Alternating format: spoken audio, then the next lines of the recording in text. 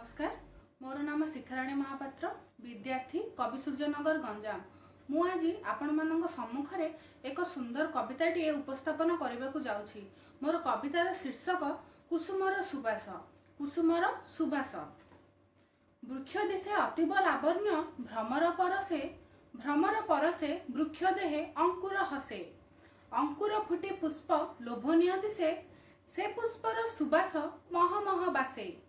वृक्ष देहे कुसुम शोभे जेपरि अलंकार, सुंदर दिशई बोली पुष्प करे अहंकार। सबुजमय दिशे चतुर्दिग, फूल जेबे हसे, नाना वृक्ष देहे पुष्प अतर भली बासे। रजनीगंधा चहटे ता मधुर सुबासे, कंटकमय गोलाप देखी मने भय आसे।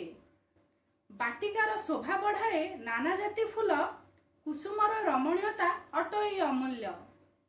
खरा वर्षा शीत सही सर्वदा झटकु थाए, कष्ट सही निजे हसिबार शिक्षा सभी दिए। चतुर्दिगे चहटई कुसुमर सुगंध, नाना बेरंग पुष्प प्रेमे भ्रमर हुए अंध।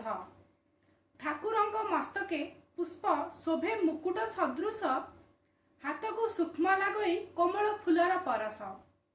गोलापर सौंदर्यता अटे अवर्णनीय, गोलाप आच्छादित बाटिका दिशे आकर्षणीय।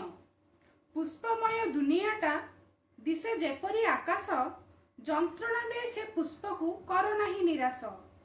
देवकर्मे लागिले कुसुम हुए उल्लास, मनलोभा अटे कुसुमर सुबास। मनलोभा अटे कुसुमर सुबास। धन्यवाद, नमस्कार।